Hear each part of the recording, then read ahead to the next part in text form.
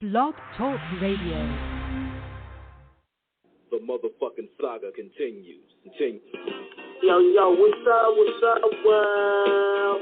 It's badass thuggin' like I usually do, and you better turn it up, bust some speakers out, cause we off the motherfucking cuff. You dig how we do it? Dog Pound Gangsters 2000 and beyond. Blah. What's up with it, y'all? Man, don't change that down. This your player partner, the legendary Cocaine. And you tuned in live to Off the Cuff Radio. Better not touch that down. Yeah, this is Cassidy, the hustler. And right now, you listening to the Guillotine. Show them the respect they deserve, man. Off the Cut Radio, man. Y'all already know how they doing it, man. I need y'all to stay tuned. They've been doing it for years, so show them the respect they deserve. And you heard it out of bars, mouth. Easy. Keep it moving like this. Yo, this your boy Rampage. You're not rocking with the best. With Off the Cuff Radio. Classic. History. Fix your face to all you haters. We off the cuff, baby. What's up, everybody? This your girl, Bonnie Dollars, the Queen of Trap, representing Crenshaw, and you are now tuned in with Off the Cuff Radio. What's up? What's up, y'all? This is Miss Irresistible, giving a shout out to the livest show on Friday nights, Off the Cuff Radio, and I'm live from the 704. Make sure y'all tune in for the blazing hot music. What it ain't, what it do. It's Chili Chill from that original Lynch Mob. And Off the Cuff Radio, always where it's at on Friday nights. West, y'all. Ladies and gentlemen, like we always do about this time. It's fun. Welcome to Jack Rock. Fuck with English, hear the warning, boy better watch it. Fuck with English, hear the warning, boy better watch it. Set it on, bet it on, y'all know who the chick be. OG with the scoop up that look like Mickey. And there ain't many, if at all any, that can keep it cracking like weed. They yakking Kenny, Mac and Simi, that's just in me. You can't see me, never blind, motherfucker Benny. I enter the room, they utter not the butter stop. Behold the juggernaut, butterscotch, stop, squash. I'm a love of the rest, you be that screaming type. That's how an illegal line to leave you leaning like. I got monumental potential on the instrumental. When I flow through the dental, it's sold up, needle in the thimble. Boss, bitch, pistol holder, pistol soldier, put the coldest whenever that'll leave you frozen. Inmates on top of the rockstar. We got the game on lock like Dress on Rockstar. Fuck with English, hear the warning, boy better watch it. Fuck with English, hear the warning, boy better watch it. Fuck with English, hear the warning, boy better watch it. Fuck with English, hear the warning, boy better watch it. Foundation set, radar to steal a nation, go get X-Blades through with a brand new design, hard to kill like them aliens in District 9. I throw a bomb, you catch it like Shocky. One like Bean will summons the Anunnaki. Top dollar holler, don't press your luck. Now pressure your bumper, what the fuck? Aim and soak up games to the spongy. Bounce like bungee with games like Jumanji. Over here, we break through the border. Bullhead niggas never gon' follow order. So on the block, he get it like he does. Niggas see me hustle. Yeah. That's all y'all getting right there. That's from Dash, Corrupt, Radio Rage, and RBX called The Inmates. Want to play a little bit of that for y'all. Big shout out to RBX and the Dog Pound and Radio Rage. But anyways, welcome to Off the Cuff Radio. I'm your host, King Eric, the Media Assassin. We are episode 637, y'all. And this show is sponsored by Da Vinci Clothing, Buddy Boy Entertainment, Screwball Radio. Got my host T-Max with the facts on the line. What's going on, y'all? Another fantastic Friday on the freshest and outstanding, the OTC frequency. Shout out to our co-host in spirit, L.R. Man, Tan Man, Lady Chinchilla. Of course, we are live and direct. And, of course, DJ Sincere, Dirty Basement Radio up in New York City. And we have tonight one of the most prestigious, most professional, most incredible, most indelible legends in the hip-hop game. Shout out to Chad Kaiser, our good friend, for hooking this up for us. This man right here that we have tonight is the definition of a do-it-all in terms of rapper, producer, arranger, anything you need done in terms of making your music sound hot and everything fire. He has worked with some of the biggest names in hip-hop history, from Dr. Dre to Q to D.O.C. I mean, the Death Row catalog that he's helped work on has been stellar in itself, of course, with Tupac. And he's also such a tremendous man of being a beacon for humanity as well. We're going to get to his charitable endeavors tonight as well on the show, as well as his music achievements and accomplishments. I mean, look, hailing from Dallas, Fort Worth, Frisco, all over Texas, ladies and gentlemen, the legendary Erotic D. What's going on, man? What's up, man? Hey, you know, I want to start out by saying I love when a host, a journalist, and all of those kinds of people who do what you do their homework before I come talk to them. Because you were hitting all the right points. Absolutely. We do our best. Yeah, he was hitting it. I was like, oh, he knew that. Oh, he knew that. All right, cool. That's why I call him T-Max with the facts, man, because I'm like, man, he hit with nothing but bullet pointers right there. Yeah, man, and I stay so low-key that, like, for my whole career, I've been always surprised when people know so much because they don't get it from me, right? Because I'm always working. So I don't do a lot of talking. Like this, like what we're doing right here, like it was, as I was coming up in the game, it was, for me, it was important because, you know, I don't know if people think about this, but every time I tell my story, I'm telling somebody else's story. Right. And right. so I was always reluctant to talk. Well, one thing about it, Erotic, is from that side of it, and like you said, your legacy is a part of so many others, and so many others are a part of yours. Right. But getting it from the direct source is always imperative because we're blessed to do what we do to have people like yourself come on because no one else can tell their story better than you. And that's right. Anybody we have on the show, we want to make sure that we're getting it directly from them. I mean, you know, represent primarily Dallas-Fort Worth, where you're from. I mean, you know, you represent George Loving, Edgar Ward, Elmer Scott, you know, Fish Trap, Rupert Circle, you know, Dixon Circle, Park Road, Bonton, Turner Course, 44 Oakland. I mean, the South Side. I mean, you know what I'm saying? It's a lot. You know what I'm saying? It's obviously everything is bigger in Texas, including the success. You're part of that. Let's get to it. Tell everybody about yourself. We got some time. Let's go. Tell everybody a bit about yourself and, you know, hey, let's go. All right. So correct me if I misunderstand what you mean by tell people about myself, but I'll tell you this. Erotic D is in terms of my career? Yeah, how absolutely. I got started, everything. What you Your want career, how you started, everything. How you started, because you have a very long, detailed, distinguished, and unbelievable history. We want to know all of it. I do. So that's cool. So I started out as a DJ at 13 years old. Like I was just like everybody else, bragging about being able to recite the whole song to Rapper's Delight. And once Rapper's Delight came out, Grandmaster Flash shortly after that did this mix, and what he was doing on this mix, I'm trying to remember the name of it. It's one of the big. It's a big record, but the message. Serious. What was that mix called? Where he did.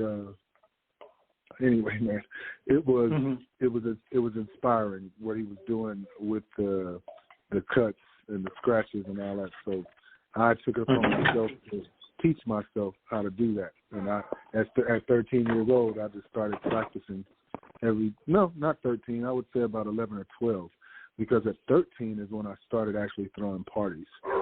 And so that's, I tell people that was the start of my hip-hop career. When I was 13, I started throwing these parties because now I'm getting paid from hip-hop.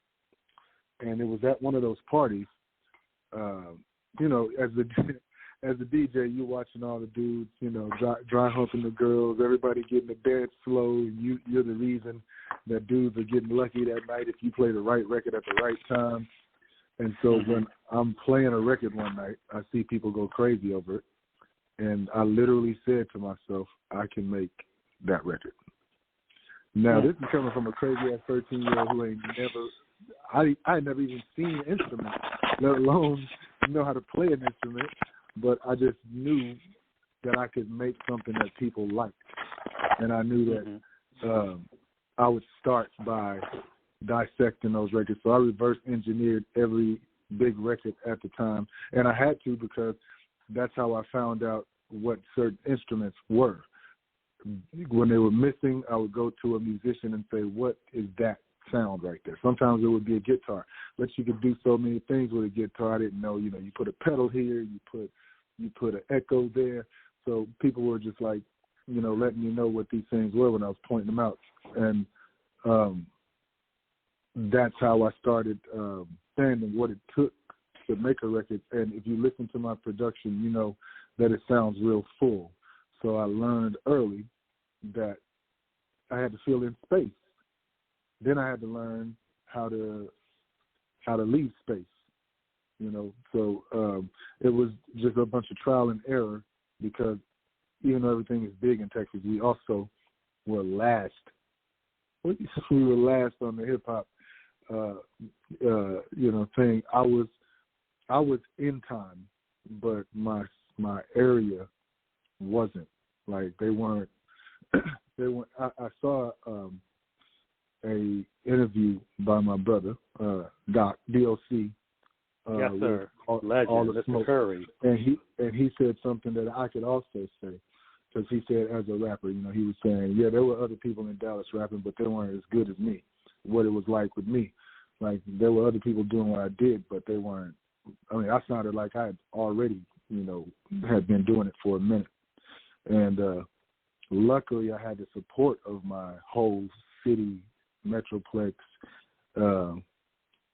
and I think that's what gave me the nerve to go. I mean, it wasn't a nerve. I didn't even think twice about it. When I decided that NWA and Eazy-E was where I needed to be, I just took off and went. But before that, it was crazy how fate works, because I was with a group. I had my first hit record at 15, so I made my first record at 15, and it was a local hit. I was scratching. I wasn't rapping or writing the raps.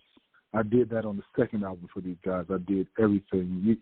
That's what tripped me out when you said, you know, about me writing and all of that, because that's how I got in the game too. Like these guys would be out all night, you know, doing what they did. They were older than me. So when they came home, I would have already written, you know, made the beats and then written all the raps for them to say. I'd just be like, you know, say it right here, say this like that. So when I started doing all of that, we made these records on Macola, and we would have to go pick up our records instead of, you know, getting them FedEx. And I don't even know if FedEx existed at that time, but we had to go to California to pick up our presses. When we get there, DOC was also in another group here in Dallas. They were on Macola. They would have to pick their records up there. And so was Dre and Eazy. They were on Macola as well, which is how you got that NWA and the Posse. That was Dre doing work with people from Dallas. And, you know, we were all on that same label. And it was crazy fate because we all ended up together, right? So that's a part of our story I don't think anybody even thinks of, that we all were independent of each other but on the same distributor, and then we all connected. That's wild. That's wild, man, because when you talk about that history about it, we also have to look at it from the fact that, you know, in terms of the group that you're talking about, it was the Feli Fresh crew and, of course, the DFW Posse. Right.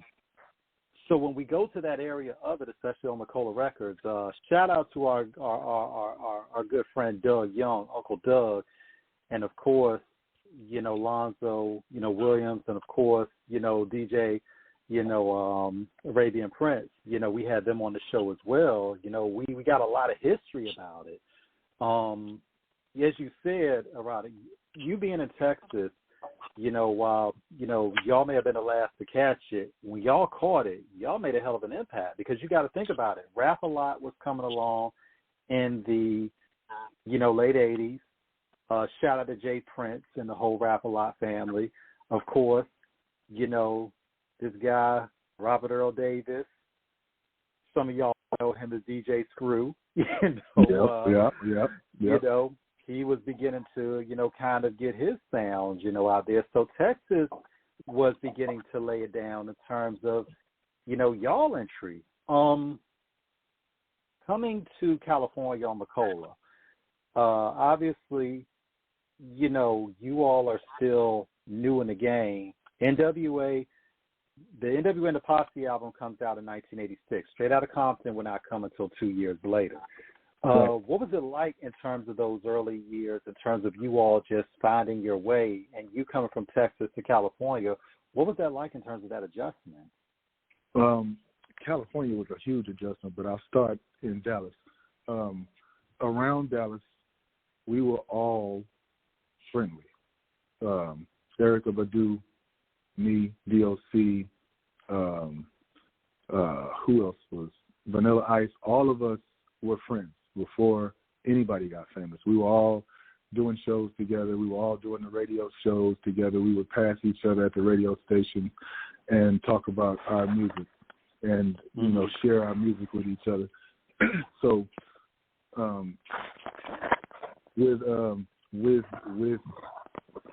within Dallas-Fort Worth, we were already famous. Like there were other acts that I don't know if you guys heard of outside of here. They had bigger records than some of us did. There were guys here that had bigger records than Doc, here. And so we were all friends. We've never been enemies. Dallas-Fort Worth has always worked together. And so when I went to California, when Doc went to California, I'll start there. It was, we were all rooting for him and cheering for him and all that. But then he came back. He still had his voice. I remember him coming to my studio and saying, "You need to be out here with us. I've been telling Dre and them about you, and I want you guys." So he wanted my group to be under him, and him and me doing the writing. So here's the crazy dichotomy between me and Doc, because there was a competition once I got to California. There was one side that thought I wrote better than Doc and the other side that knew better than that. Man, listen. Dude, we found, Erotic, you got to remember, King and me, we young niggas in the game, so it's like we really not understanding the nuance, but when we got older and really got into studying it, we found out about how, DOC wrote for a lot of those, for a lot of those guys on Straight Outta Compton, and of course for Niggas for Life. And we were just, and of course, when he dropped his debut, No One Can Do It. We were like, mind blown. Yes. Yeah. and it's still a mind blowing album. So yes, it is. The crazy thing is, like when Doc was coming up, he wanted to write. He wrote and wanted to sound like DJ Run. I wrote and wanted to sound like LL Cool J, and so that was what we took to California. I think the other thing that we took was ignorance, which is when you're creative. If you're ignorant, you don't know what you're doing. That's when you're at your most creative. Right. So if I'd have known how to play a keyboard, I would have never created some of the music I did because I would have been thinking about the science behind it. And those musicians who know all of that, they can play, but they can't produce. Not a lot of them. Right. And there's a difference between being able to play crazy and actually know what drum textures to pick and all of that kind of stuff. They don't know all of that. So once I got to California, man, And I would imagine this is what made the difference with No One Can Do It Better. When you go from Texas, and we had these hot summers, which we love. We had these hot summers. We had not a lot of trees. Our city is big, got a bunch of big buildings and things like that. But then when you get to California and you see all those mountains and all those palm trees, and then people are treating you like, hey, man, they treat us like we were already, like they treated us like we were Michael Jackson or something when we first got out there. Ironically, I would be working with Michael Jackson 6 months later. But we get out there, and your songwriting comes from two places. You know, one place is life. You got to live to be able to write songs. And then the other thing is you got to have an imagination. So that, I think, turned up our imagination and our creativity when we got out there and we saw these palm trees and we saw all of these mountains. We saw things that we saw on TV and things that we saw in movies. And then on top of that, we're seeing movie stars coming to meet us. I heard that you were in town, all that kind of stuff. So all of that kind of like made us want to make an impact. And we also wanted to beat them West Coast dudes. It was still a competition between Texas and California when we got there. So that's how some of those records got made. But the thing is, like you said, and what you said, Erotic, about the ignorance of creativity, you know, I kind of brought back to a quote of what Miles Davis once said: learn the instrument, master the instrument, and then forget all that shit and just play. Right. So we tell people, hurry up when you come in the studio. Forget everything you learned. Right. Now, because we don't need that here. Right. And the thing is, the best ideas come from just a free-flowing creative process, because when you try to plan it out, you know, and calculate, you know, the best shit comes from being spontaneous. Right. When we look at that, you know, when we look at that 90s era, that late 80s and 90s era, obviously, because, of course, Straight Outta Compton is the atomic bomb that sets it off. Wasn't the first gangster rap album. A lot of historians will tell you that, of course, Schoolie D, you know, with his debut in '86, last, you know, Saturday Night, that was the true start of gangster rap, of course, with Ice-T, with, you know, Rhyme Hayes in '86, and Ice-T will tell you himself that he modeled his rhyme style after Schoolie D, and then, of course, NW and the Posse, then, of course, Straight Outta Compton. But Straight Outta Compton was monumental because it pretty much opened up that door for the West Coast from the publicity that it got. You were part of that as well, you and DLC. Yeah. When you all saw what it did, not only for hip-hop, but opening up the door for California in general and Compton specifically, because there were so many other artists that came from that. Of course, DJ Quick, you know, King T, he released At Your Own, what was it, Act a Fool. That album was also released in 1988 as well. I love that album. Yeah. So here's if I may interject, here's go ahead, please, go ahead. Here's a piece of irony about Schoolie D. Okay. We didn't get him here. We didn't know about him here. So we got to California. I think that my infatuation with their music was when I started writing as a 15-year-old. I started writing my raps. I hadn't heard anybody cursing in raps yet. Right. I was already doing it. I remember my mom coming out, because me and my friends used to kind of practice in the front yard. My mom came outside one time and was like, "You're trying to never have your records played on the radio, huh?"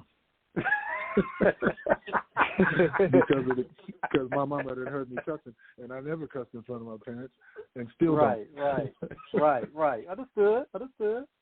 Yeah, so she was like, "You don't want to get your records played," but that's when I knew she was okay with it too. So I probably went super hard after that. But you know, so we didn't have the advantage of knowing about Schoolie D or anything like that. I thought that I was the first one cussing in my raps, and then I heard Ice-T doing it. And then I heard Easy. And, that's when I knew that's the place I needed to go. Because they rap just like that. That's how I felt. Man. Yes, y'all basically was just doing y'all.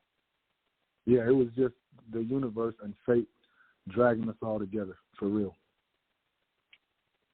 When you get out to California, what do you see in terms of just how, not so much the music aspect, Erotic, but just the overall day-to-day living? I mean, in terms of the palm trees, the Lolos, like you said, the celebrities. I mean, obviously, and of course you got, Wilshire, Rodeo, Brentwood, Hollywood.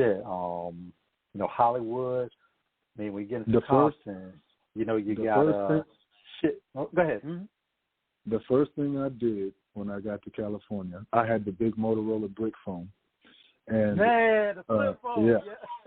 Yeah. So Nino Brown phone. I know exactly what you're talking about. Exactly. I had the Nino Brown phone with the little bag, and so I got guided into California by a guy that would become infamous, and he was nobody at this time. But when the night that I keep telling y'all, fate made all of this happen, because the night that me and my crew were getting ready to go to California, one of my guys who I grew up with, he used to work at Sony Records, he drove up and said, there's this guy in California that works for Doc that wants y'all out there. That we were already going and we hadn't told them, because I forgot to finish the part where I told y'all Doc came to my studio and said, we want y'all out there. He said, I'll come back in April to get you guys. Right. And he never came back. We didn't have, he didn't have a cell phone, and we didn't have MTV or something like that. So he had that rec, so we didn't know it. And so we are going to California kind of ticked off, like this, he didn't come back, right? So this dude, we knew at that time, but we didn't know the details until the night my guy pulled up.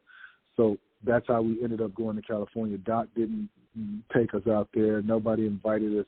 We just found all the addresses and said we getting ready to go. So, similar to what Bone Thugs and Harmony did, but mine turned out a little different, because by the time I got there, Doc had in fact spreaded my name around, and the person that guided me into California was Suge.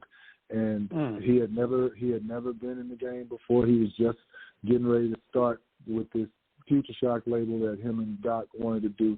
And my first stop in California, I remember I got there around midnight, 1 o'clock in the morning, and the first thing I see is Suge's giant ass in the parking garage letting up the parking gate for me.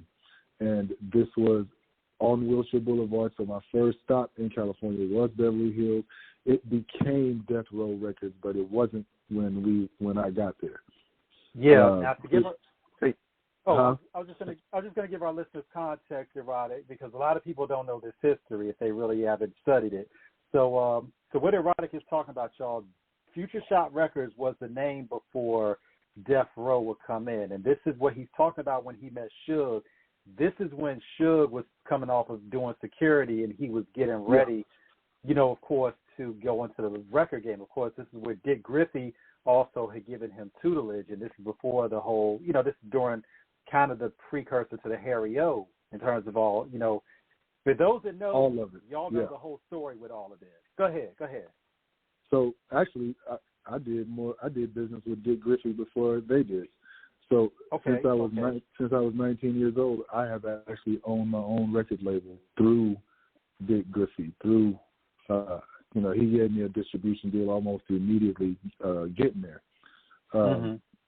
But we went with Priority. We signed a deal with Priority Records because I told Suge, the night that I met Suge, I told him all of my plans of what I wanted to get done, what I wanted to accomplish, and I brought a female rapper that I was writing for and producing, and told Suge that we wanted to work with Dre.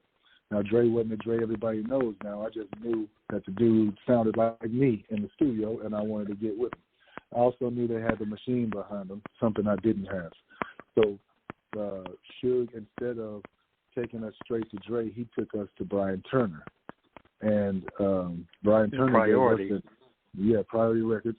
He gave us the first unlimited budget that Priority ever gave, because he was looking at, he's listening to my music and he's like, you and Dre together, dude. Hold on. Yeah. Hold on. Did you just say unlimited budget? He gave us an unlimited budget. Yeah. Yo! So that's part of. Yeah. He was like, y'all don't have a cap. Man. He's like, whatever you and Dre come up with is gonna be crazy. Yo, that's wild, son. Yo, that's man. But that was a trade-off, because here's what people that I think that people that know me think that DOC connected me with Dre, but Brian Turner did that. Okay. I hadn't even seen Doc the first few days that I was there, because he was drunk and all of that kind of stuff. So me and Suge started doing business right out of the gate. And also I started seeing Suge shenanigans right out the gate too. So he took us to clubs and all that, and he started beating up people who put their hands on me. Like if somebody put their hand on my chest or told me to wait a minute, Suge would made them pay for that. So I was seeing things early. That's that confidence. Yeah. They would say whooping ass like that. Yeah, man. I mean, we had to run from the police like within the first week of being there, because Suge started a fight, and we heard the police coming, and we started running down Hollywood Boulevard to get away from him. Damn. And so Brian Turner is the reason. So Brian Turner was like, Dre is behind on the new NWA album, which, was the second album. I need you to help him finish that record, and in return, I will give you guys an unlimited budget. And that means you don't have to rush. Y'all can work right now, but I want you to work with him on that. So he put us in the studio with Dre. With my group. So our studio time would start right after NWA got done in the studio. So we would, of course, be in the studio with Easy and Ren and all of them. And then me and Dre would go to work. And me and Dre butted heads in the beginning, because, I knew that a lot of artists just accepted whatever he did, but I was better than them, so I'm just not going to accept anything you do. So put that in context. Brian Turner gave him $100,000 just to say we were his group. He didn't really. He wasn't expected to do any production, but Suge was like, if we giving you $100,000, you getting in that studio with him too. So me and Dre set out, and a lot of people used to say that me and Dre sounded alike when we rapped, and I'll say that maybe Dre heard that too, because I used to lay the reference vocals for the stuff that I wrote for the girl, and Dre would engineer when I did that, and I would always say, I hate my voice, it's too deep, and Dre would be like, man, your voice is dope as shit, keep on rapping, let me hear some more. What do you say that for? I used to call that dude every day on the phone and just rap. He finally had to tell me, hey man, just bring that to the studio. That's dope, man. I mean, but it's wild though to see. It's like we're older, Erotic, so it's like we came up at a time in terms of movies and music where we saw all of these. We saw Cool G Rap, LL, NWA, Common, Redman, MC Light, Yo-Yo. We saw this involved. Yeah, we saw all this involved. With Dre, shout out to DJ Yellow. We had him on 3 years ago. He told us about the history with, as well with NWA. And, we saw this.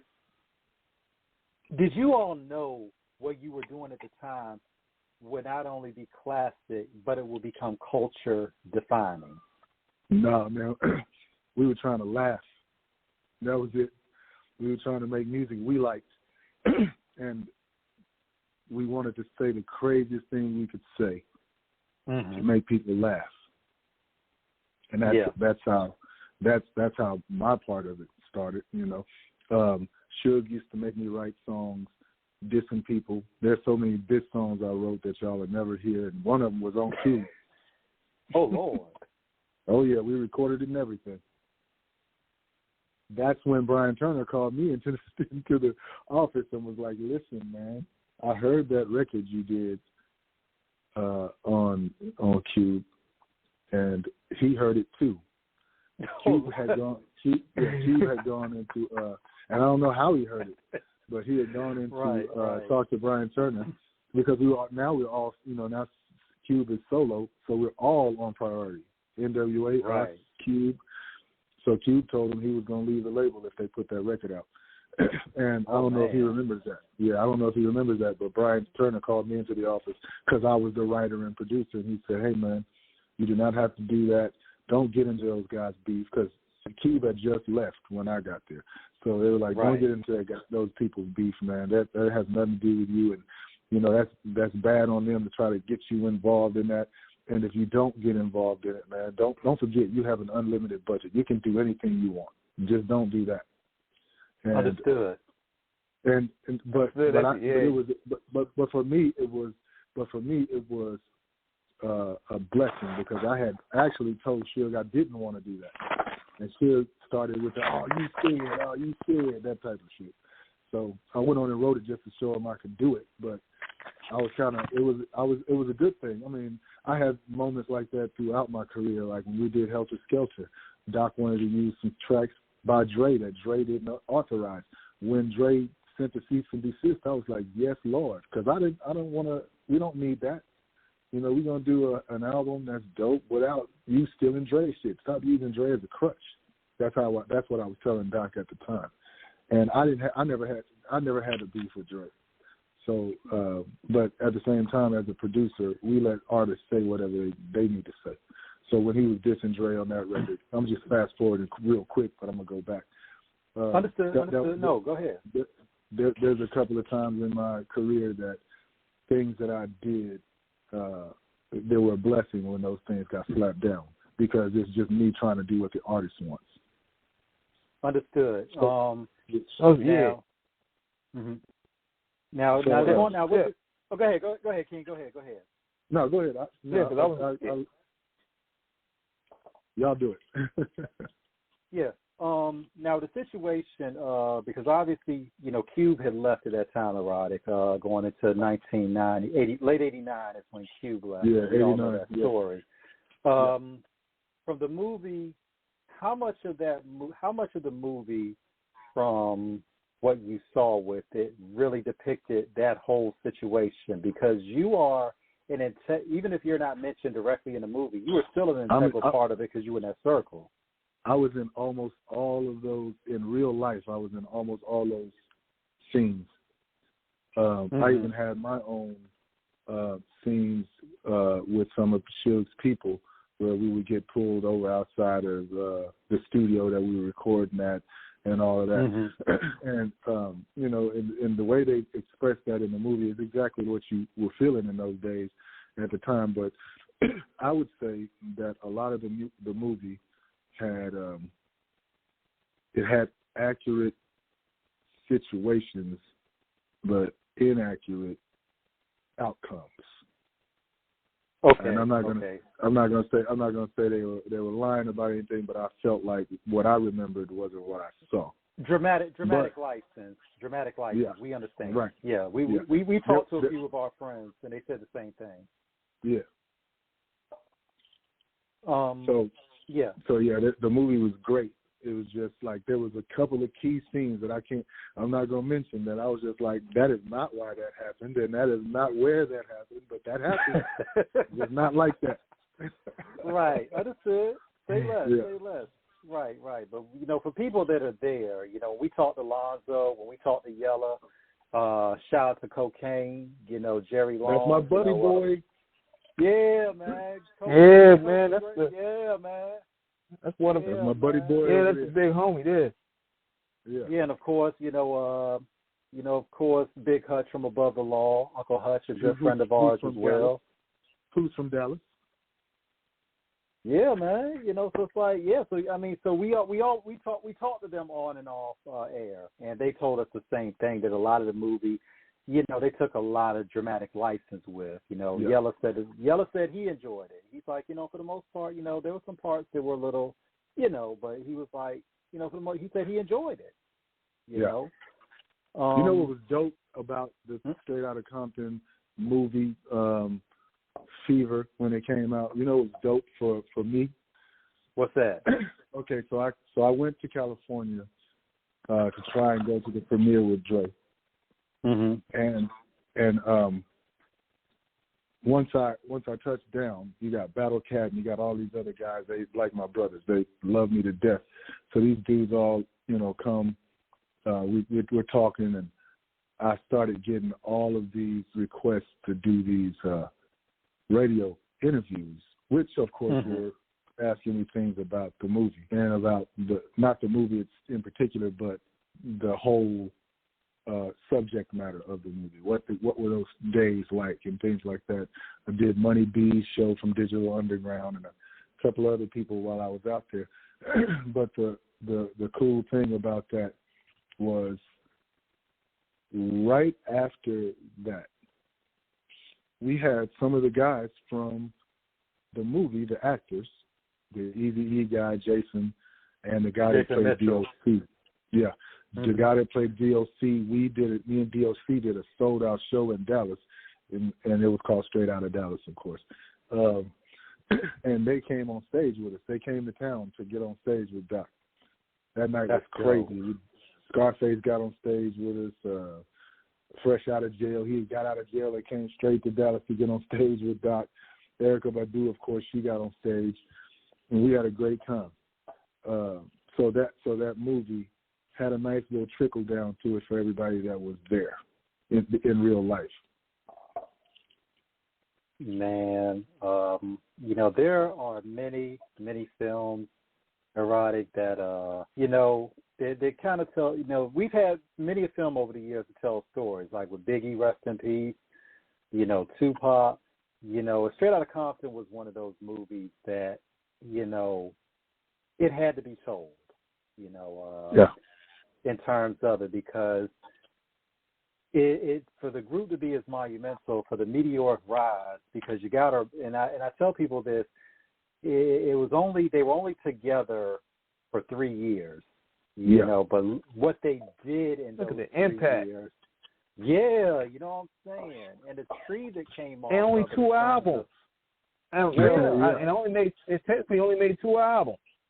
Really, 1 album. Because you got to remember, though, King, that Straight Outta Compton was really the core of it. That was the only album with all of them together, and then, of course, with Niggas for Life in 91, Cube had left, so it was like, it was what it was, and we never, unfortunately, got to see them, because there was talks about they were going to reunite, that Cube and Dre were kind of. Now this is a story that we have to get somebody from the source with it. There was a conversation about Cube and Dre that Dre was supposed to work Cube's America's Most Wanted album, but obviously because of what was going on at the time, obviously Dre couldn't do it. How true is that story? That shit is wholly untrue. That I never heard that while I was just want to make sure. I never. And when I say I never heard that, I'm saying I never heard that from Dre's mouth. Wow. I was I never heard anything positive about Cube in those days. Understood. Understood. Yeah. Now, I was gonna I was gonna shoot this to him too, man, because it slipped my mind right here. Now, you also did a lot of work with MC Breed, rest in peace to him. Now, do you have any unreleased work from him? Listen, that's a great question, because we were actually actively writing and recording a new Breed album when he died. So I have all kinds of unreleased songs, even from right before he died, that his wife told me I can use whenever I want, which, I would have anyway, but she did give me her blessing. And the craziest one I've been on the fence about releasing on one of my solo albums is a song called I'm Back. I'm like, that would be crazy if I put out an MC Breed record with him saying I'm back. Man. And I'm on the fence about it. So y'all know that a lot of Breed's records that I produce I also wrote. Did y'all know that? Nah, we didn't. Tell us a story. So I write for the guys that I produce for most of the time, because like I said, I just got in the habit of when I produce a track, it tells me what to write. So I actually produce a track and write to it right the same day. So when Breed would come in from the strip club, I would have a whole song ready for him. Like Floating Through the Cosmos, I wrote that. We got a song called Let's Go to the Club where we rap together. I led that. I wrote mine first, and then Breeze followed me. There's a song called Two Shot I wrote on the new, not New Breed, but what was it? Was it Floating Through the Cosmos? Was that the name of it? What was the name of the album I did for Breed? The first one, I think it was, Flatline. So on Flatline, I wrote probably 50% of the raps that I produced, the tracks I produced. I produced most of that album. And Breed just loved working with me because it just flowed, like it was just easy for him. He can come in and he's got a song already ready. Man, when we think about the history with MC Breed, Flint legend, of course, of course he had a joint classic, Ain't No Future in Your Front End. And then, of course, Gotta Get Mine with Tupac. And then, of course, we can't forget, him having, done work with DFC, the Funk Connection. You know what I'm saying? Yep. Niggas who did Caps Get Peeled, for those who remember that. You know what I'm saying? DOC wrote most of that. See, so this is how it all ties together. So when that 90s era, as you're progressing and you're meeting these people, the work obviously you do with NWA, DOC, and obviously after the group disbands and you all are kind of, looking for other opportunities, how does it open up for you in terms of who else how do you meet some of these other people along the way? Like post NWA, who was some acts you started working with? Who called you after that? And you started, because obviously you kept going. Tell us about that. Yeah. After that, DOC called me first, and we did Helter Skelter. Then after that, after I did what I did on Helter Skelter, everybody started calling. Dallas Austin, freaking Eric Sermon, who's who was. I remember one time I was in a studio in Dallas doing a remix for Helter Skelter, and I get a phone call because back then you could track down where somebody is on a building phone. We didn't have the cell phone yet, and I get called to this phone, and I get on the phone. It's Eric Sermon, and Eric Sermon tells me, Green-Eyed Band. Yeah, I had just done a record with Jamal called Unfuckwittable, and had George Clinton on it. I had George Clinton on Helter Skelter and on this. While we were doing Helter Skelter, he did this vocal for me for this Unfuckwittable song with Jamal. And Eric Sermon heard that, and he said, man, he called me, so I had to call you because, and this is how I met him. We both in Atlanta, but I hadn't met him yet. He had a rim shop that everybody was going to, but Peachtree on Peachtree. Yeah. But I just kept my head down. I'm always a worker. I'm always working. So he calls me up, and he said, that Unfuckwittable is crazy. And he produced the song on the other side, the song that they actually used for a single for Jamal. And he was like, you inspire me. You're the only producer out here right now that inspires me. And I was thinking, like, the only one? But I understood where he was coming from because that Unfuckwittable was, at the time, it was a one-of-a-kind type of track. Mm-hmm. And so, that would be kind of how I would meet these people. They would reach out to me, like Mike Dean. I remember one time I went to the funky white boy himself. I went to a studio in California to hang out with Scarface. And while we were waiting on him to get there, Mike Dean starts breaking down Helter Skelter and asking me about every song. What made you think of that? And what made you think of doing this right there? And my answer is the same in everything because I told y'all I'm ignorant to what I'm doing. And so the answer is always is God. It was God. If I could explain it to you, it wouldn't be a gift. You know, so I just do whatever is in the moment. If I go in the studio with a plan, that shit sounds like trash.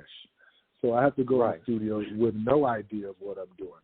And as soon as I touch, you know, the equipment, stuff starts coming to me. So I never could answer that question of what made you think of this, what made you think of that. It's just a chain reaction. When I think of one thing, the next thing comes. That's it. So I meet these different people by, you know, the work speaks for itself, and then they start looking for me. Mm-hmm. That's why I'm so low key these days, because I know when God is ready for me to do the next thing, it's gonna come to me. Like, I don't have to be out there. I think when people find me, they normally say on my social media, "Is this really like the Erotic D?" Because they'll be like, "You ain't got enough followers." I'll be like, "I don't give a shit about no followers." That's too much like a hammer anyway. I'm not out here marketing and promoting my social media.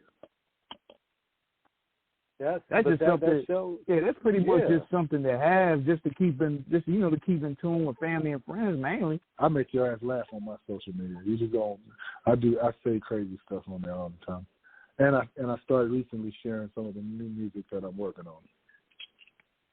Well, I mean, and the thing is, it's always good. We've always said this, that social media is a great thing in reference to how, it's like a gun. If you know how to use it to hit the target, it's great. But if you use it with a broken safety, you're going to shoot yourself in the foot or other places. You know, so that's why. But you know, it's all about using it responsibly. When you, because you said when you were in Atlanta at the time, because obviously, you know, you and DOC moved to Atlanta around maybe 92, 93. So 94. 94. Okay, 94. Yes. So this is when obviously the Atlanta Renaissance just becomes crazy. I mean, Dallas Austin with DARP, you know, this young nigga that was on the soundtrack in 1993 that nobody had heard of, but this nigga was special with his talent. Usher Raymond would Just Call Me a Gnat, and then the nigga drops the next year with this fucking crazy ass, one of the best ever R&B albums or debuts. Dude, look, we saw the credits for Usher's first album. We were like, how the hell did he get all these people up here? I'm gonna tell you right now. They were all at Dark. All of us were Dark Studios. Dark Dallas Austin. Dallas Austin. Yeah. All of us. Yeah. And Usher used to whoop my ass in pinball every day. And I'm like, I'm gonna whoop you today. And he'd tear my ass up again the next day. He's younger than me, right? So I remember him being around 17. And I was probably about 23 or 24, thinking I'm finna son this little kid, right? But he wore me out in pinball every day. Man, so, but wait. You know, you had everybody up there, T-Boz and TLC, and all those people would be at Breed's house too. So, you know, if you needed to meet anybody in Atlanta, all you needed to do was hang out in Breed's basement. They were all coming. Man, that was wild, too, because, I mean, we saw Outkast coming up at the time. We saw Monica coming up, Society of Soul. I mean, yeah. Monica used to be in the studio playing with my son. She loved him, but she was also a little flirty, and she was underage. And I was like, she got the nerve, but people were messing around with her, you know what I mean? Like, I ain't gonna start no controversy, but she wasn't no stranger to the street life, you know. Understood. Yeah. Mm-hmm. So and I think she go ahead. When that record came out, that first Miss one. Thing, because that's what I'm about to say. I'm like, dude, with the way she's singing, I'm like, because I'm 46, so Monica was a year behind me when that album came out in 95. She was 16. So, dog, in the South, we call this girl, that and we were like, ain't no way this girl's singing like that and she ain't been through something. Because we're like, man, she's singing that from a real place. Yeah, she told me some stories, and I was like, what?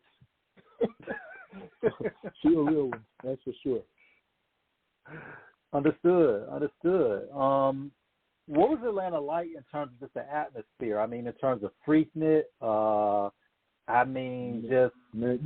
Okay, so I would leave and come back to Texas every year during Freaknik. I'm not a crowds guy. I don't like crowds like that, and I don't like traffic. So I would come home for Freaknik, but I will tell you this: one thing that impressed me about Atlanta, and one thing that I will always give them credit on. I don't know how they're doing all this killing right now, but back then, it wasn't like that. You didn't even have to be famous. If you were just a rapper or a musician, you got love automatically. Like, I ain't never seen so much love in one place than in Atlanta. Amongst the entertainment community, they all mess with each other. You can get in the studio. You can be in a studio with anybody as long as you say you're in the business.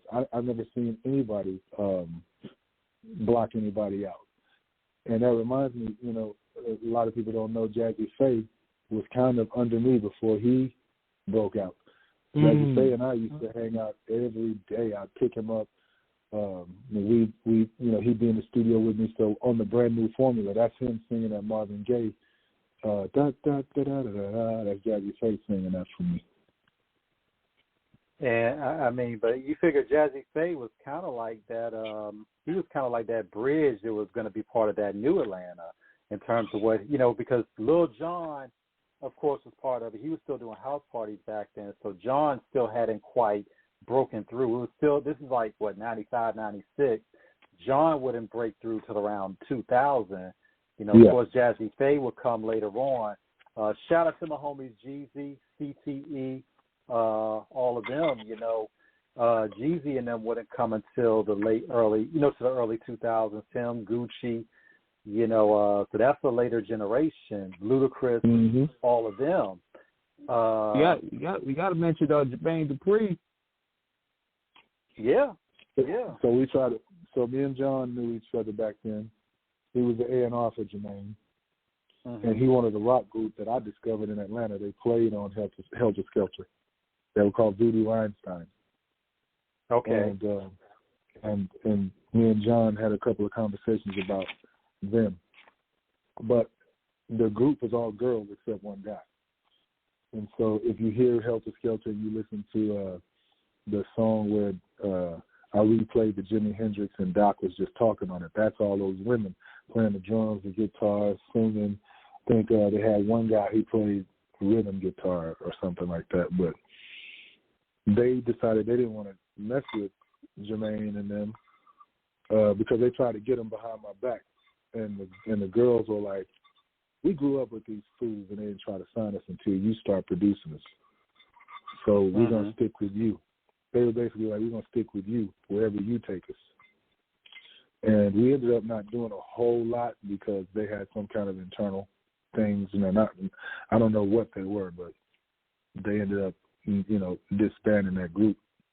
So we didn't. I'm still in contact with them, but they don't play together. I don't think. The guy was a brother of one and the husband of the other. Oh wow. Yeah. Yeah, so, that is kind of awkward. Yeah. So they're divorced now, but I mean they're the kind of people that are probably still best friends. Understood. So my point is, I crossed paths with all those guys out there, and of course, Jermaine had Ian Burke over there working with him, and Ian was working with my guy, my connects out there, so I would see them all the time. Now, when you're looking at the situation going to Atlanta with you and DOC, obviously, and we do have to ask this question because, with what DOC's most signature element was his voice. He's in my top 5 for one of the most distinguishable and most powerful voices ever. Obviously, the accident happened, and, things are different. The fact that he was even able to still get on the mic and do it, he's beyond amazing, and it's a miracle. Number one, that he lived, and 2, that he was still able to do it. This was a challenge that was not easily surmountable, but you all overcame it. What was the conversations when it was you all decided, let's try this to get a record out?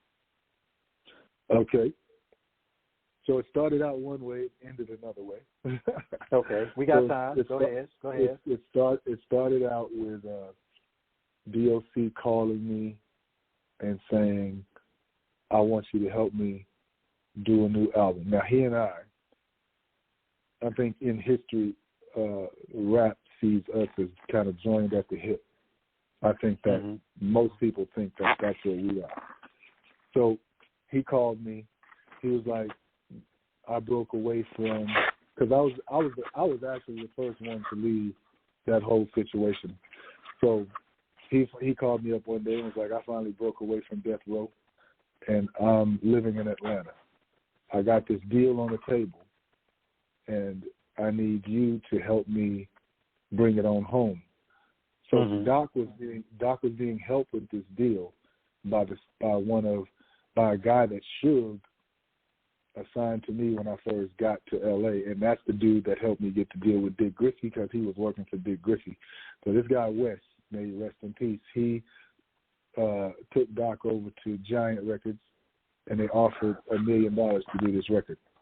Oh, wow. But then he wanted me to do it. I mean, I'm pretty sure they thought Dre was going to do it, but then when they found out that Dre wasn't going to do it, they were like, we need to hear the music. And so I put this big old elaborate soundscape together, like, the helicopters, the sirens and all this, because back then the record labels had big-ass sound systems that they listened to your music through, and I knew that. So I'm panning things. It's just real cinematic. And they ended up going and saying, yeah, let's do it. They gave me half of the budget, and they they gave me money to build a studio, but I built a home studio. And because back then also record labels would build you a recording studio if you said you wanted one. So they gave me money. Yeah, they gave me money. I think they gave me like $75,000 to build a home studio. Okay, we need to hold on, back up. Like you need to like break this down in terms of how these budgets work back in the day, dog. Because we knew they were throwing money around. Yeah, y'all. This new era is trash when it comes to money. I'm sitting up here like, nah, ain't no way that money is coming from music. All that that money is not coming from music. I mean, we heard stories on the show about budgets. We ain't never heard nothing. You're the first to tell us that they would build you a studio. What were the budgets like back then? Tell us about how these budgets worked back in the day with these studios, with these companies. So if you've had the ironic thing is, we would complain that R&B budgets were bigger than rap budgets because they were. Right. R&B singers would get maybe $500,000 budgets, and rappers would get $250,000 budgets. Well, after you've made No One Can Do It Better, and you've produced and wrote on The Chronic and all of that, well, now you get $1 million budget. That's just how that goes. We know your record is going to sell. So let's give you the best opportunity to make the best album you can. And when we decided to do this album, I think I was only supposed to do 1 or 2 songs. I wasn't supposed to do the whole album. I didn't know that till I got to Atlanta. And then Doc was like, we sat down and talked after we did a few songs. He was like, I want you to do the whole album. I was going to get so-and-so to do something, so-and-so to do something, but they're not you. And I was like, and his words are always, you the closest thing to Dre as anybody. I'm like, I'm not close to Dre. I'm me. And, I'll get on his ass too. So we made the deal. We started working. And when we first went in the studio, so just in case y'all wondered if he had any kind of hang-ups about his voice or doubts about his voice, he did not. He had the only issue that he had about his voice was thinking that it sounded too thin, and he wanted to double it all the time. And I talked him out of doing that. I told him, this album has to be all you. It can't be you can't be using 2 tracks as a crutch, to try and make yourself sound stronger, because you're not going to be able to do that live. When we do our interviews, you're not going to sound like this dude on his record if you are doing all these tricky things. So I said, you rap, I'll control the volume of your voice. You rap, I'll control where your voice sits in the mix. And you'll be loud enough with just 1 track. Now, a couple of them, I think we did a couple of those before I told him I didn't like it. So I kept them because he liked it. Mm-hmm. But when we started working on the album, DOC was nowhere to be found. And I know y'all know about this documentary that's coming out, and he talks about that in the documentary. Gotcha. He was at the strip club every day, and I was producing Helter Skelter for 8 months with Doc just coming in and out of the studio a couple of hours at a time. Now, he's a writer, so he's writing all the time. So he'll come in and, lay 1 verse for me. And then I would, because I like to have, if I got the vocals down, then I can really just do things to accent. I can do things in a track to accent certain parts of the song or whatever.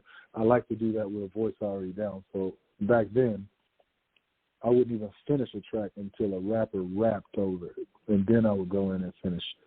So when Doc was slacking, there was an unsung hero in Helter Skelter that we have never talked about. I have, but Doc has, and he should. He maybe not, because he didn't understand. He probably doesn't know how important Jamal from Illegal was to my finishing that album. Because when Doc wouldn't show up, Jamal, and we got new songs today. Jamal would come in. He was only a 16-year-old kid, man, but he would come in there and freestyle 3/16s for me over every single track that I was doing for Doc. So that's how he got on For My Dogs. That's how he got on 45 Automatic. Those were freestyles. He didn't write any of that. Those were freestyles that he did before Doc even heard the tracks. And Doc built his songs around Jamal's vocals. Well, Jamal was on the hook on 45 Automatic. He didn't rap. He rapped over it, and then Doc wanted me to keep his vocal on the hook part. But I think Jamal rapped on a couple of other songs. But I know we did a song called Welcome to the New World on Helter Skelter, and Doc, to his credit, came to Jamal and to me. He told Jamal, write me a verse, told me, write him a verse. So Doc didn't even write Welcome to the New World. Jamal wrote the first verse, I wrote the second verse. Man, and for those that don't know who he's talking about Jamal, and who's one half with Lil Malik of Illegal. They had their debut album back in 1993, The Untold Truth. Hard-ass album, if you have not heard it. That album, Erotic, when we think about that era of rapping, we're all older. We came up in a time where you didn't jump in the booth unless you were really nice with it. And even at a young age, you had a lot of these, young dudes out here who were really nice with it. The art form, you committed yourself to it in a capacity of a creative outlet that was infused with intelligence, skill, and most importantly, a message. When you see that level of acumen and a prodigy that Jamal was, even at that age, because me and him are the same age, this was incredible. What did you see in your time then producing as to how the artists came in, to how the labels cultivated that talent, and how both of you and the label came together to make sure that when the artists brought their project out, that it was the best project possible. Yeah. Well, the first thing that I saw was coming from Texas and coming from a group where we actually rehearsed everything we did before a show. We rehearsed everything we did before we got in the studio. Once we started messing with these budgets, it became, we wrote all of the songs in the studio. That was the first thing. We didn't write outside of the studio. We wrote everything in the studio, in the moment. So you would see the artists come in. We'd tell our stories of the day. You know, we all got stories. Those things would make their way into the songs.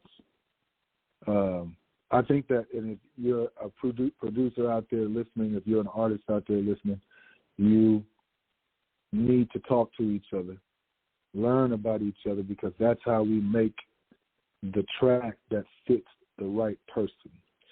Everybody has a mood. Everybody has a sound that's better for them than any other sound. When you listen to an artist talk, when you listen to an artist talk about their life, then you're supposed to be able to figure out, this is the sound that fits his life. Person got a sound that makes them feel it like their life does. They go in there and they do great shit. So there's a lot of psychological components to making records, for producers and artists to be able to count on each other. You know, you got to be working with a producer you trust. You can't go in there and argue with your producer all the time, because he's an unbiased ear. So if that's his job. Like if you look up the definition of producer, it's the person whose job it is to deliver a finished product. So the only way this product is going to get done the way you wanted it to is to let that producer tell you what to do, because he's doing it the way you want it to be done, and you don't know artists don't always know how to get out what they want to get out, but that's a producer's job, to make sure that this thing sounds just like you said you want it to sound. Mm-hmm.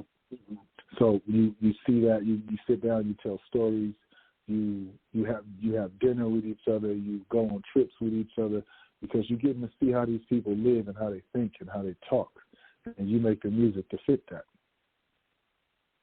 So when we get in the studio, that's what we do first. We talk, we shoot the shit, and then everybody, we put the music up and everybody starts writing. Usually there are other people in the studio who we like for writing hooks and things like that. Everybody starts cooking, and then whatever happens after that happens. There's no certain order to do things. We might do the hook first one day. We might do the verse first one day. We might just do a beat. Nobody write anything on a particular day. It just depends on the mood of that day. But we do it all. We do it all on the clock.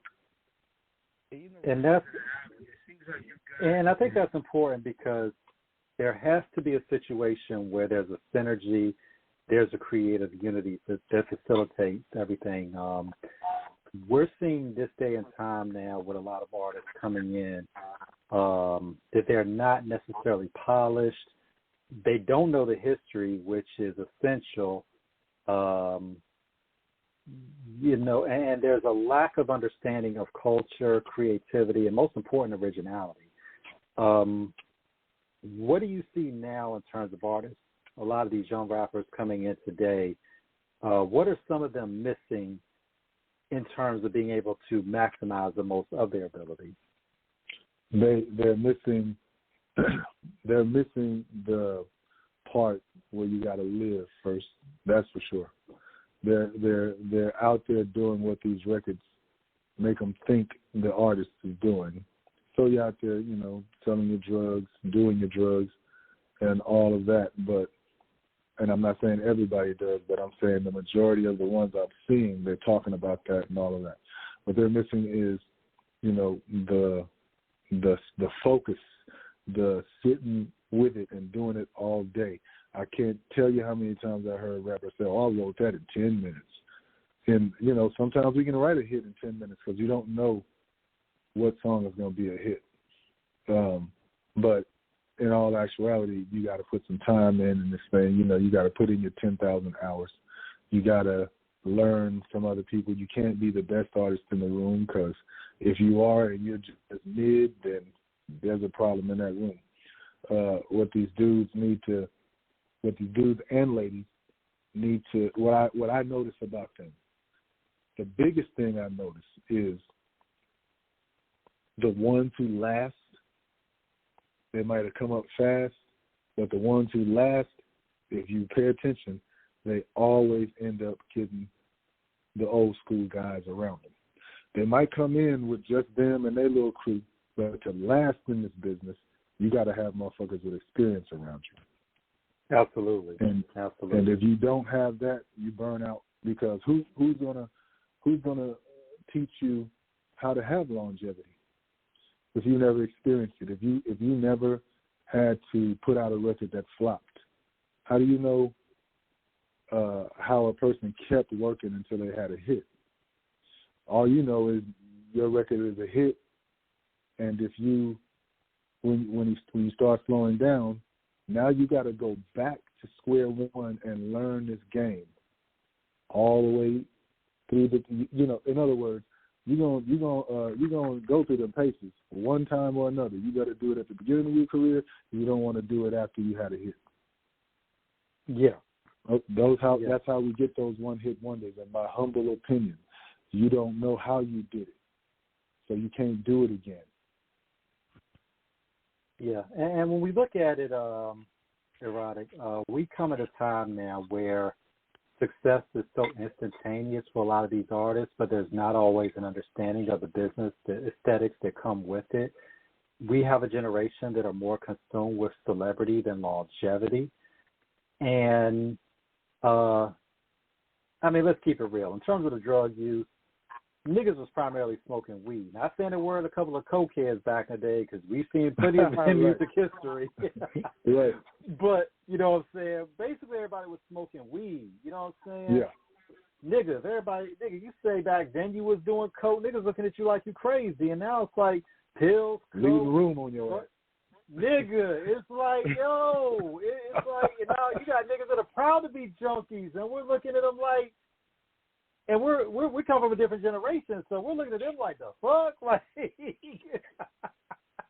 yeah, like, for real. Yeah. And you know, all of my sons, I have 3 sons that are rappers, and yes, they know, and I produce them, and they know I'm going to beat that ass if I catch them doing any kind of drug. I don't give a shit how old I get.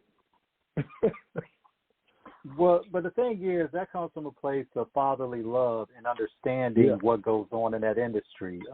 Because when we look at how everything has changed, there were only 2 ways back in the day you knew about the industry. Number 1, you were in it, or 2, you read Source magazine. Right. You know, you read the magazines because you were reading the stories. Shout out to, you know, the old Source staff, you know, Dave Mays, John Schechter. Yeah, man. I have every Source magazine since 1994. Yeah. That's when I started reading. That was the truth. Yeah. That was the truth. So it's like, you know, when you're looking at that, of course, Alan S. Gordon, Reginald Dennis, you know, the Mind Squad, Kim Osorio, Clove, you know, the whole crew, man. It's like it was something that you were really getting a real unbiased insight as to what was going on. And now what we're seeing is that everybody's private life is public, and they're making it public on purpose. Right. Back in the day, as an artist, if you were huge, your anonymity, your privacy was something you protected fiercely. You know, you didn't want everybody knowing where you lived at. You know, you didn't want to be kind of seen, you know, all up in the pictures. You know, I mean, you talking to one of them right now. I don't need you to know nothing about me except what I want to share. Right. And the thing was, in terms of the money, if you, and obviously, you know, you've done well, in terms of the money factor, you didn't really want everybody knowing what you made either. No. And that, yeah. I still don't. I do a lot of giving, but I never show money. I'm never gonna do that. I don't wear a lot of jewelry. I got a nice collection of watches I like. I created my own clothing line, so I don't spend a bunch of money on all these crazy. I can't call them crazy because my prices are like their prices. So I don't spend my money on their brand. The only one I wear is Ralph Lauren. But other than that, I never thought that showing money meant anything. Like showing people that I could spend it meant anything, except for me not having it, not doing that. Let's talk about your clothing line, because obviously in the show business, there's always what we call the second act. But obviously, you're still doing well in your first. But there's always about how we say diversifying the talent portfolio, which you are abundant. What inspired you to get into clothing? It was crazy, man. First of all, y'all can check out my clothing at themostruthlessking.com. Themostruthlessking.com. I had created this logo for my record label. It was my hand. I actually, my logo on my record label is my real hand. And people would pass me in the street and be like, and this is people of all walks of life, not just, I live, of course, I don't live in the hood no more. I live in a very affluent neighborhood. Most people would, be like, you earned it. Those people would be like, what is that handprint? I love it. Can I have that hat right now? And I would be like, I would give it to them off my head. I sweat in a little bit. Sometimes I don't sweat, so I wouldn't say it if I didn't. But if I did, I would want them. And people just kept on asking about the house. I've met so many people who just wanted to know about that handprint that I decided to start putting it on shirts without my record company's name. And once I did that, I started calling myself King Caesar because of how much I do for people and then get stabbed in the back, right? So I decided to make my first fragrance, which will be out soon. It's called Ruthless. So I would make a hashtag calling myself the Ruthless King. And one day I sold one of these pieces to a supporter, and she put it on in a picture and just had my handprint on it. And she said, I bought my Ruthless King hoodie today. And I was in the middle of texting her and saying, commenting on her social media. I was in the middle of typing, that's not the name of it. And then it hit me. I'm like, there it is. Because before, we were just calling it the E-World Hand. We really didn't even have a name for it. So when she made that little snafu, she named my brand for me, that it was my name and it was my hand. And that's how I came up with the justification. Like, this is my hand. I am the Ruthless King. So this is going to be the name of the brand. And then I went to my hotel room that night and created the logo with the RK. And I don't know if people catch that, but that R is upside down on my logo. I just wanted to make sure that I do something regular. So I created the Ruthless King logo that night, and it ended up looking like two different brands.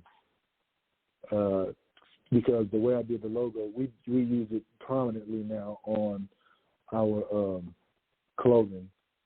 And I had to figure out a way to use the hand too. So we just use the hand separately. And now we have a way to put Ruthless King in other spots. But at first, me not being a designer by nature, I told you, when you're ignorant, you get creative. Right. I had never designed anything before I started the Ruthless King line. And now I can't stop. I got new designs every damn day, it seems like. That's how it started.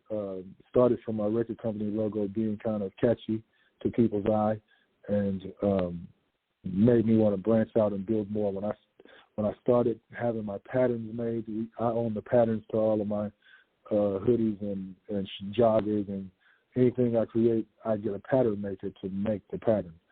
And so this is, this fit is the fit that looks best on me. And thankfully it looks good on pretty much anybody that wears it. Yeah. So that's dope, that's man. how I came up with that. That's dope, man. And in terms of Black entrepreneurship, especially in clothing, that's imperative that we have clothes that represent us from people that look like us. By extension of it, this also goes into your charitable endeavors as well in terms of the coat drive that you're doing. Please tell us about that. All right. So I was thinking one day, man, I give a lot to this place called Mission Arlington where I grew up. And yes, sir. They are the only organization that I've had experience with that gives what's donated to people without any kind of charge. They give it away. I used to volunteer from time to time and drive their trucks to do their deliveries for them. So I would talk to some of the families and be like, did you pay anything for this? No, all I had to do was get on a list, and you're here now. And I combined that with, like, I was a military kid, so I didn't really grow up in one place like a lot of people get to say they did. I didn't have a home per se. I have a place I was born, but I never even lived in the place I was born. So this place, Arlington, was the first place I ever lived more than 1 year. And so it's a place that feels special to me. It feels like home. And I used to walk across that parking lot at Mission Arlington not knowing what it was to get to this basketball court at this church. And when I learned what it was later, it just meant a lot to me. So we started what I call the 100 hoodie push, where we started out every time we sell a hoodie, we donate the same exact hoodie to people in need of warm clothes. And we have Mission Arlington distribute that to their list of people who need that. So let's say you buy a blue hoodie with white letters. That's exactly what we're going to donate to the mission. And we try to do 100. It started out we try to do 100 a month. Now we're trying to sell and donate 100 hoodies a week. And it does help our bottom line financially, but we also got to make 200 damn hoodies every time we sell one, number one. And number two, that money still goes back into me being able to be charitable by buying more of my inventory, and we actually make these handmade. So the logos that are on these things, I actually put them on. The only thing I don't do is manufacture my pieces, my blanks. I have my own blanks made, and then that's another artistic outlet for me to be able to apply the logos on my stuff. So I actually get a thrill out of doing that. I sew them on with my embroidery machines, we have a special. You have to get one of these things and feel what it feels like. I have a special vinyl that I like to use on the Ruthless King stuff, and it's a combination of things that I use, and it's a unique feel when you feel it. And so we look at it as a luxury activewear brand. So when these people who need warm clothes get them, I know they're surprised that they got something like this on this quality for free, and I like that idea. It's not free for the person who's buying it, but I'd like for people to think that anytime we can trigger to do something for somebody else by doing something for ourselves, that's worth the cost. That is God's work. Yes. Yeah. Yes, that is God's work. I believe that. Yes, that is God's work at its most generous and benevolent. When you look at the business that you're in, the profession you've chosen, the success that you have achieved in it, you've seen a lot of artists, and a lot of entrepreneurs do have that charitable spirit, but we've seen a lot of money get blown too. When the money, because when we look at, to put this in context, because I'm trying to think about when we started seeing it in abundance. When we look at guys like, and I say this apart from the situations that are going on with Puffy right now, because that's a totally different thing from how we knew him then in terms of where we were. When we saw Puffy and Big, when we saw the Rolexes then, I remember seeing a picture with Dr. Dre wearing one in 1996. You know, Suge had one in the 90s. Pac had one, rest in peace. You know, I had one. You had one. I have several. You have that means success has been, business has been great. Yeah. So when you're a collector, you just can't help it. What's your favorite? The Sky Dweller, the Sprite, the Batman, the Pepsi. But those are the Rolexes. You know what I'm talking about. The Daytonas. Yeah, Daytona used to be my favorite. And okay, now they got the Yacht Master or the Sky Dweller. Well, for me, man, I love them all. It's almost like when we say we love all our kids. I love them all because they all have a different purpose for me when I'm wearing a certain outfit. So that's what I do with my watches. I switch them out when I'm wearing certain outfits. I actually do that with my cars too. If I want to drive a particular car because I'm wearing a particular fit, you know. So those all are important to me. Like I couldn't live without one. If I lose it, I would probably have to replace it because now I got shit that I'm used to wearing it with. Ain't nothing wrong with that. Yeah. But in doing those things, you know, I want people to understand that it's not showing out and it's not living in excess. It is really the reason we become we're driven to be successful is because we're tired of not having these things, right? We're tired of being broke. We're tired of not being able to afford things that we like. So you indulge in those things. But I think that some people think that it's just to show out. No, you're not really supposed to see these things. So maybe some people do show out, right? But like there's some of us in the music business, we get up in the morning, we do our work, we go home at night. We ain't out partying. We're not out with 10 or 15 groupies because what is a groupie gonna get? I actually made a social media post about that today where I ain't never been with a groupie. I never will be. But everybody assumes that that's how we get down because they've seen that shit on TV. But in real life, you're trying to figure out what can I give to the world next. You know, you've never seen a successful person or a millionaire or billionaire, whatever you want to be. You've never seen one that got there without being of service to others. You have to be in service to other people to be successful. There's no other way to do it. And you can count places like Walmart, Target, all those are services to people that just made those people rich. If you, as an entrepreneur, I would encourage all entrepreneurs to find out what people need, and you can be rich too if that's what you want. If you do it right, if you stay focused on it, but when you're out buying these cars and all of that, most of the time it's for your own. You know, we have all of these things that we grow up with that make us, wanna have these things.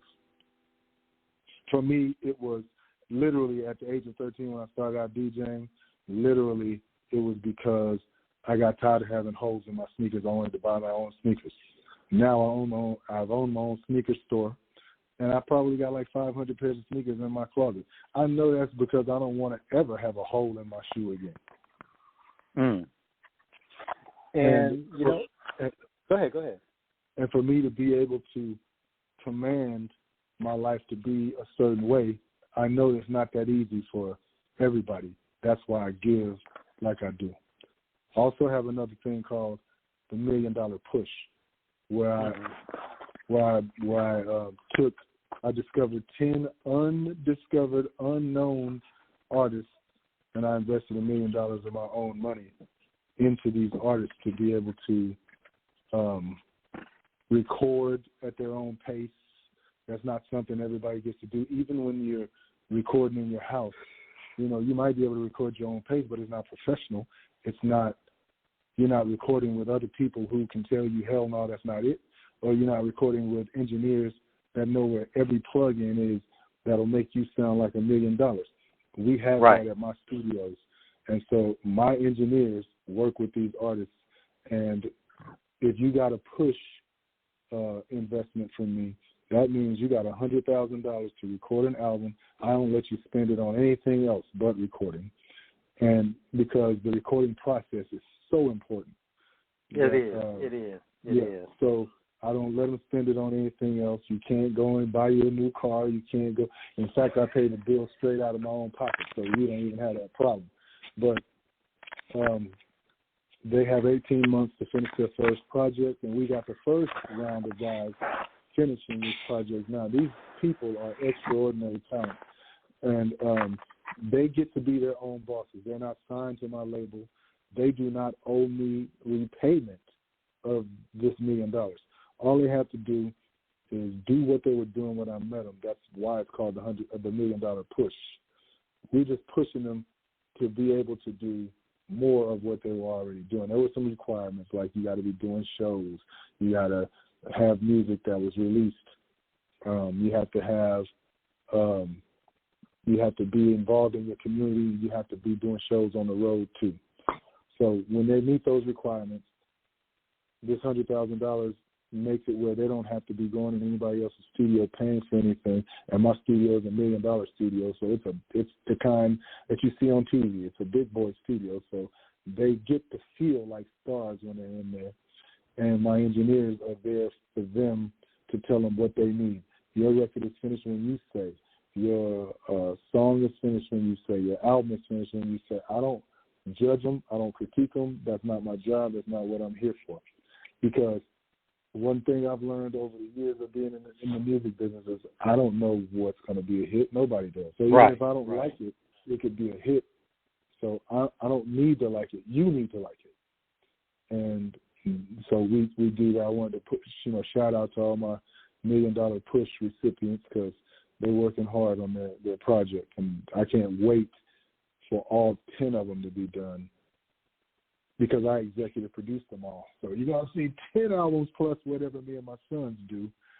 With so it's a way for me to get music out without always having to touch it and still be able to help artists get their vision out. And that's a blessing, man. One thing about it in the game, Erotic, people have to understand this. And there's, as the good book says, faith without work is dead. And when we have a lot of artists who talk about, man, niggas hating, they not trying to see me win. There's a difference between the artist who's really, really out there, who just may need a break just to, get that extra push, and then the artist that really ain't shit to begin with, and they just don't want to listen to nobody. For what me and King do, we always joke about it. We co-parent this. We heterosexually co-parent this thing called Off the Cuff, because this is his baby, so we always want to make sure that what we do is the best. And we're independent. We don't have anybody behind us, but we're blessed in terms of what we've been able to do with the hard work we put in. And the people, the hosts past and present, friends of ours, you, so many others that have been a part of our history. So we know what it's like in terms of getting out there, getting it out the mud. And a lot of artists have to understand this from a perspective of, at the end of the day, you got to go out and do it for you. And if somebody really sees you working and respects the hustle and the ethic that you have put into it, yes, you're going to get that help. But you just can't do it off the whim of whatever. And then if it don't work, simply try to indict others with they basically make a false indictment of people's disinterest and even attempted sabotage when it's nobody's fault but your own. people have to understand that at the end of the day, you got to get it. And then it's a process. It's the other thing people don't always understand. This is a process. This is not something that takes. This is not something that is overnight. This takes time. It takes understanding. Right. It takes a method. It's called paying dues. And what we've seen in this generation today is that we have too many artists coming in that are expecting to try to just want to be celebrities off top and not put in the work. Like you said, that's why they're washing out, because they didn't have a plan outside of it. So, okay, we look at ex-artist, I won't name names, who has a hot song, but then the album drops and then they flop. You know, they colder than a naked Eskimo in the North Pole. You know, and it's like, you know, they done frozen the game. And one thing about it with sensationalism is good for shock value until you actually have to put substance as the foundation. But if you have nothing more than a shaky ground to begin with, the whole building crumbles because you have nothing that is built with real talent. And that's what we see now. It's all about how people come in. When and ain't nobody hating on you. Ain't nobody hating on you. If you're not good, you're not good. And what does a successful person have to hate on you for? First of all, and secondly, if you're thinking that people are hating on you, what has hate ever stopped? What can a hater stop you from doing? What do we say? Look, what we say for the country? I ain't never seen a hater doing better than me. That's right. So one thing that is important, like I think one of the things that has always been a constant in my career, we never talk about them in our early stages in our career, because I think that we want to look like we're doing it all. But you can't do anything in this business or any business without a whole team of people. So even when Helter Skelter got put together, that was a team of people that did that. They were behind the scenes. You know, first of all, this business understands that I'm the motherfucking star, right? You're not the star. You are the person that helps the person become the star. And in my position, that's who I am, right? Like, I'm not going to talk about the artist until the artist talks about the artist. I'm not going to tell you Dre's business until Dre tells you his business. On this Helter Skelter, on this DOC documentary, I shared a lot of things that I still haven't shared here about DOC because he asked me to, and that came full circle when I told you my mentality is, if I'm telling my story, I can't tell my story without telling somebody else's story, and I refuse to do that. So in this documentary, you know, there's me, Dre, Snoop, Eminem, Erykah Badu, Tone Loc is in the damn thing. Too Short is in there with funny stories. And you get the understanding that it takes a team to pull off an album. It takes a team to pull off a career. When you work a 9 to 5, motherfuckers don't even think about that they're part of a team that the owner had put together. So you know you're making somebody else rich, but you're not even looking at it like you're part of his team that he put together. And when you start realizing that, then you can start figuring out what your team should look like. If you come in this business without a team, you're gonna get the business. That's for damn sure. And you got to have somebody along with you. That's facts. You got to understand with people that this is something that, you know, with Off the Cuff, what we've been able to accomplish, we couldn't do it without a lot of people who we've met along the way that have supported us, you know, and are still supporting us. Yeah. And there's a bigger picture, because a lot of times what you have in certain situations, you got a motherfucker that always want to be the star. And it's like there are certain people that have star quality, because there's a difference between having star quality where you just stand out and then a person that just wants to just jump out there like Eddie Kane and just be like, look at me, and that's not how it goes. It has to be a team effort where everybody is united towards a common goal. When you look at how you've been able to move, obviously from a financial aspect, what would you tell artists? Because in terms of, you being able to live very well, what do artists have to understand about saving the money along the way and not blowing it once they get that big check? Because you only get paid twice a year in the industry. We've had guests break that down to us about the pay scale in terms of when you get your actual checks. What do artists have to understand? And you better be selling some records to get those 2 checks to be worth something. Right. But on the real, we get more checks from other places as well, and some checks pay bigger than the other ones naturally. Right? There's only one check that relies on your record sales. That's your royalty. That could be trash. Matter of fact, you can listen to Warren G on. A lot of people have been telling the truth about their royalty checks lately, and Warren G is one of the latest. He was on. He said he didn't get any money from Death Row, I think. Right. And then when he does, it's $1 and shit like that. And that's the facts. Publishing is where your money is. So when you sign a deal, I know y'all want that upfront money right then, but take it from a man with experience. I signed my deal thinking I understood the situation with Dick Griffey, signed it without a lawyer, and when I did my parts on all these big records for the next 7 years, them record labels were getting cease and desist letters from Dick Griffey, like, do not pay that man. You pay us, and we pay him. I got lucky, though, because Dick loved me. He just wanted his money. That's all. You can't blame a motherfucker for wanting to honor the contract, right? That was my fault. It was only 7 years. When I signed it, I was 19, so I was out of it by the time I was 26 or whatever, but that was a rude awakening because I didn't get that contract read over, and I gave away 50% of my publishing for 7 years. And these records were doing numbers. We're talking about hundreds of thousands of dollars.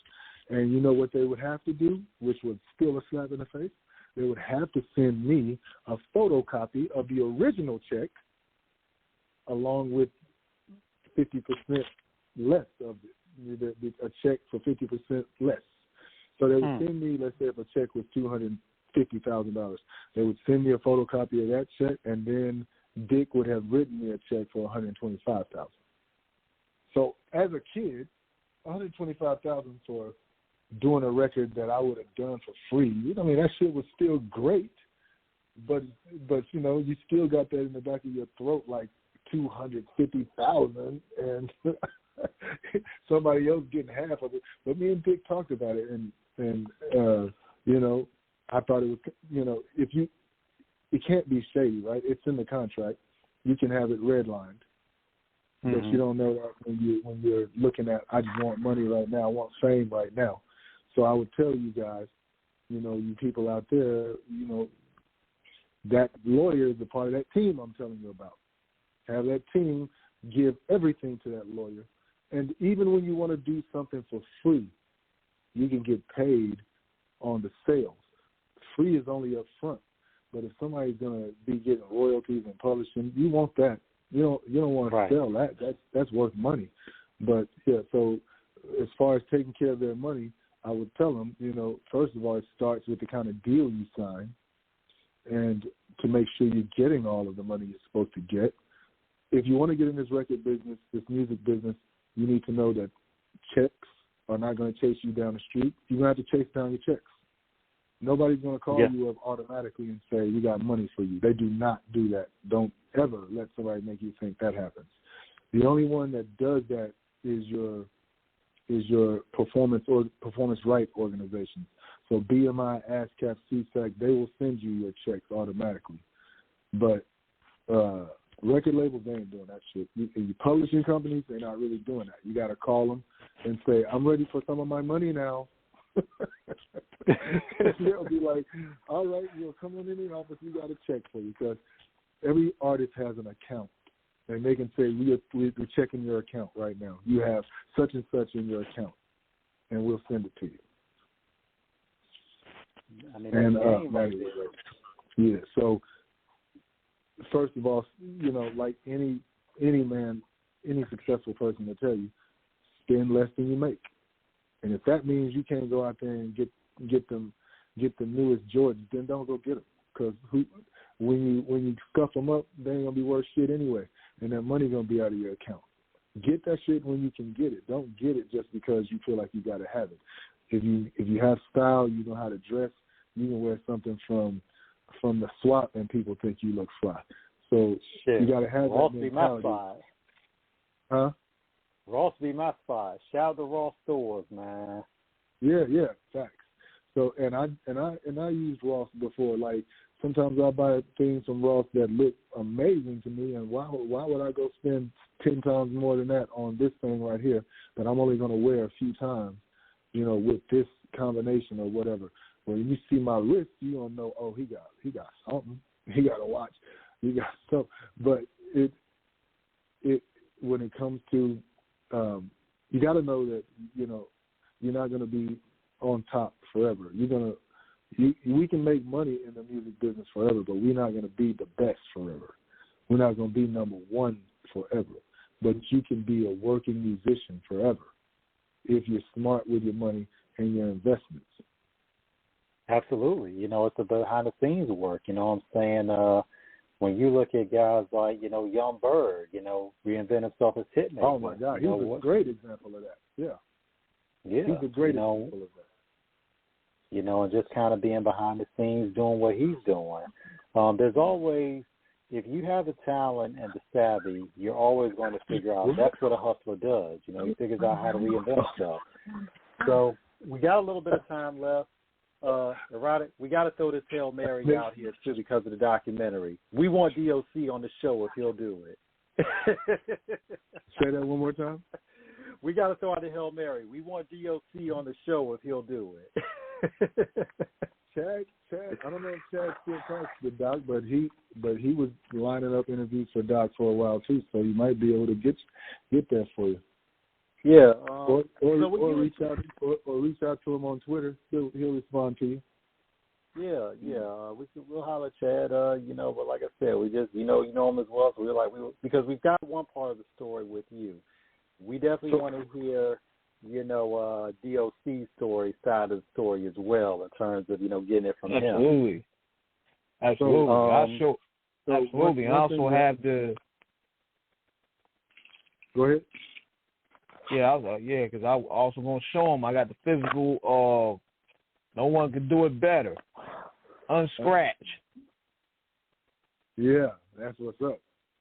So one of the things that I've always been adamant about is I don't try to set these guys up with any interviews or any work because I've had and not saying that you guys would do this, but I've had people that I put Dre on the phone with, and then they say something crazy and shit. Understood. So I was like, I'll point you in the direction. And I'm telling y'all that Doc loves using Twitter. So if you go on Twitter and holler at him, he's gonna respond. Okay. Yeah. We understand that. No doubt. Understand that, man. You don't want to be.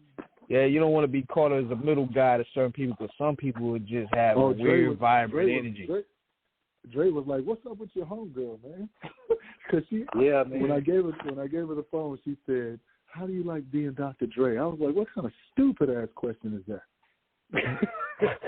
But the one thing about it with what we do, I think we just understand. We know how to read the room, and we've had a lot of guests on the show where there were some issues that that were sensitive, and we didn't even have to, we didn't even have to really. We didn't have to touch in on it. We said something indirectly and they just ran with it in terms of how they felt about the situation. That's how I go. That's how I go because they be having that pain locked up. They couldn't wait to get just a man. Look, we can everything. There's one instance that we'll say, and that was the situation. Shout out to Rathcast. We had him on the show a couple of years ago, and you know, when we just asked him about the situation, about how did he feel about what Game said about that Kanye did more for him than Dre did, you know, and Rath went off. Yeah, it was hilarious. Yeah, I mean, we can only say that. I hope he went off in favor. I hope he went off in favor of Dre. Yeah, he did. He's like, man, he's like, Dre gave you. He's like, man, Dre gave you the West Coast. He's like, Game. He's like, man, why West Coast Illmatic? He's like, yeah. He's like, Dre gave you the West Coast Illmatic. He's like, I wish I had that kind of help on my album, on my debut.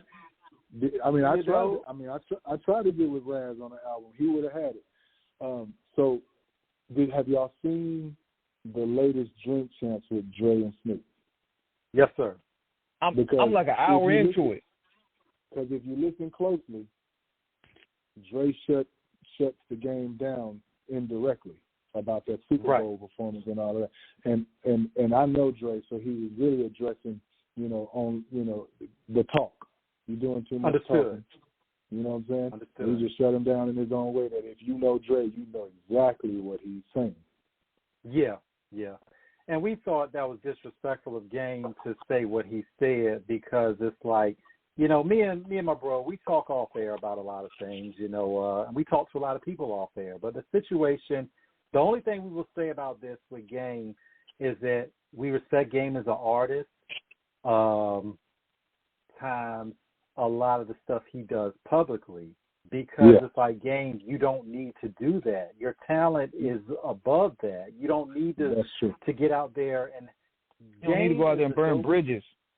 Yeah, but the problem is with Game is a mercurial individual. You don't know some days with him what you're going to get. Yeah. And I'm not saying that as a hater. I'm not saying that as criticism. I'm just saying it because we've seen him do it. And sometimes he doesn't understand, like, dude, if there's that much of an issue you have with someone, you need to call that man and you and him need to talk this out. But you don't need to get out there and start saying this stuff publicly because Dre is the one that really puts you on in terms of getting you into that wide space. You know, and for you to say that Kanye did more for you than Dre did, I'm like, Dre is the one that, nigga, he signed you to his label. Dre is the one that helped secure pretty much all of that situation. Him and 50 are the ones that pretty much helped secure that album. I'm gonna just throw one little detail out there. Dre is the one that puts you in position to even get whatever you got out of Kanye. That part. and the documentary is one of the hottest produced debuts that we have ever seen. We've ever heard, and it's like, but ultimately, Game has to look at what's going on, how what he has said and done may have impacted how his dealings are. And my thing is, dude, watch the circle around you, like you said earlier, and then reevaluate your position. And then if there's issues with people, try to, reconcile. Everything ain't always going to be perfect because this business ain't perfect. But when you're dealing with people's emotions and feelings and respect, nigga, you can't be stepping all over people's shit like that. Right. I've never had a beef in this business because I never take anything personal that anybody does. When you are moving, you're making moves for you, not for me. So if those moves that you're making for you don't work for me, I don't take it personally because once our business is over, I'm not your responsibility. So I think that people just get their emotions involved. You can't have your emotions mixed in with business. Well, one thing about Michael Corleone and what he said that I always remember: never hate your enemy; it clouds your judgment. Facts. And I mean, as we, because we don't want Ball Talk cut us off. Once again, shout out to Chad Kaiser for this extraordinary, amazing, enlightening, and educational interview. Erotic D, this has been amazing. You are welcome back anytime. We thank you so much. We know there's a lot of stuff we didn't get to, but we like to think that we got to a lot of the main topics.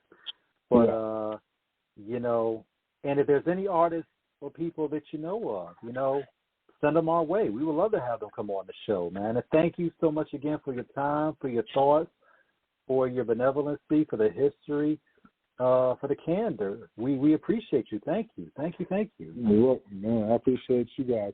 And I would love to come back with my three sons. We're about to all release new music here soon, and I would love to bring them and talk. We actually run this like a family business. I also have a daughter who, she's 11. She got her first movie, came to the theaters. It's on Stars now. And okay. So all of my children are in the entertainment business, man. So I'm trying to, you know, get them in the media so they can take the baton. We would love to. Look, we've had Family Affairs on before. We had Cocaine and his daughter Honesta come on the show a couple of years ago. So we would love to. Yeah, man, we're here. You know. And then I have the new cologne coming out. I'll definitely come back when the cologne is dropped. Okay. But the cologne. So let me give you one last tidbit. The cologne. Please do. It's called Ruthless. It's unisex, and it's going to be the first fragrance that has a soundtrack that I want you to listen to while you're wearing this cologne. So it's got a whole album soundtrack, me producing, writing, and rapping it. And it's crazy. I think it's some of my best work. Man, look, we're here for it. Anything you need from us in terms of promotion, whatever, you have King and my contact, you know, or you can just hit Chad and have him hit us or whatever y'all want to do. And we're here, man. You know, anything you need from us, we're here. Will do. Once again, thank you so much. Brother King, our much love to, you know, from our family to yours, especially happy holidays during this time of giving and, you know, and peace. King, if there's nothing else, take us out of here. Talking to me? Yeah. Well, okay, King. I guess. All right.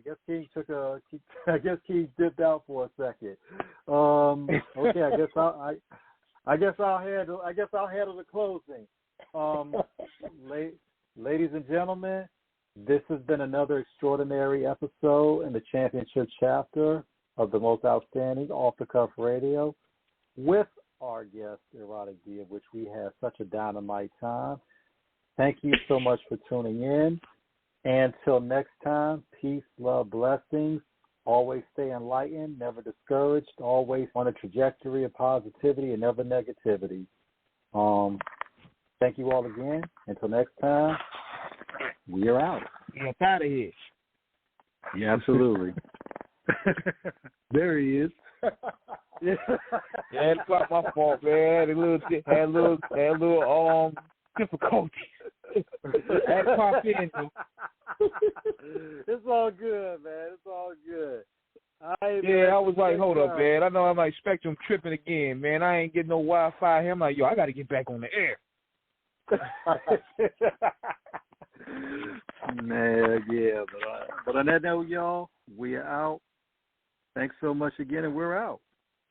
All right. Great. Peace, one.